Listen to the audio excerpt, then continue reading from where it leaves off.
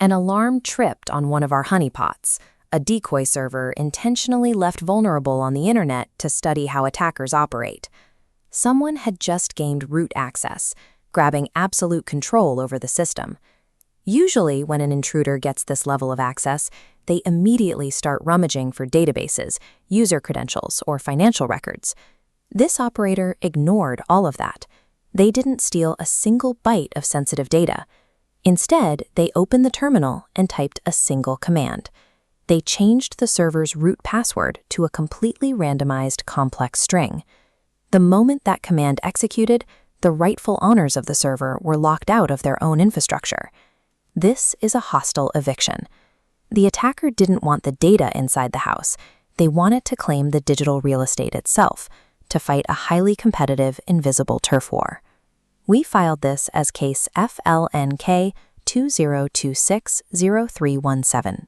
Tracing the attack logs led us straight to an IP address operating out of Quezon City in the Philippines, a threat actor we now call the Manila Locksmith.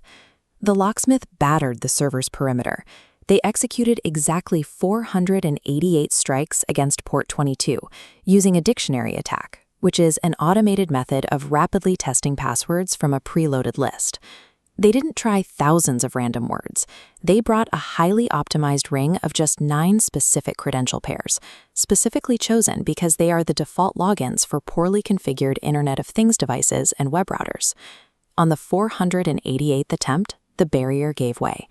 The Locksmith slipped through using a weak, unchanged credential pair, SFTP user and admin. Persistence and automated scanning make even rudimentary attacks highly effective. If a single weak point exists on the perimeter, the software will eventually find it. Once inside, the Locksmith immediately manipulated the SSH directory, the hidden system folder that manages secure access keys, to ensure their backdoor stayed open. They also left behind a unique cryptographic network signature known as a hash fingerprint. Then, the logs showed something highly specific. The Locksmith executed the command cat proc CPU info, asking the server to report how many processing cores it had. Processing horsepower is currency in the dark sectors of the internet. Threat actors need raw compute power to mine cryptocurrency or participate in massive distributed denial of service attacks. But if an attacker drops a crypto miner that is too heavy for a lightweight router, the hardware will overheat and crash, destroying the node they just spent time acquiring. By profiling the hardware limits first, the Locksmith determines exactly how hard they can push the stolen engine to generate revenue without blowing the gasket. Why go through the trouble of changing the root password immediately after gaining access? The open internet is incredibly crowded. An exposed port with weak credentials will get hit by Mirai variants, by automated scanners, and dozens of other malicious bots every single hour. Changing the password keeps the legitimate network administrators out, but it also locks the door against every other hacker on the wire, ensuring the Locksmith has exclusive rights to those precious CPU cycles. In modern infrastructure takeovers, the fiercest competition an attacker faces isn't always the cybersecurity team. Often, it's the other parasites trying to claim the exact same host.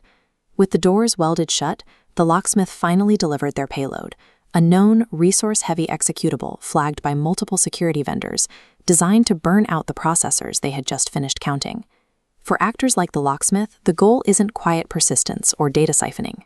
It's a total host takeover aimed at consuming every available cycle of the CPU. To defend against this, your first rule is absolute. Eliminate password authentication for external access. Configure your servers to only accept cryptographic SSH keys, leaving automated scanners with nothing to guess. Second, disable direct root login over the network. If an attacker breaches a lower-level account, force them to fight a secondary battle for privilege escalation, rather than granting them absolute administrative control from the very first handshake. This diagram shows our third rule in action. You must implement strict state monitoring.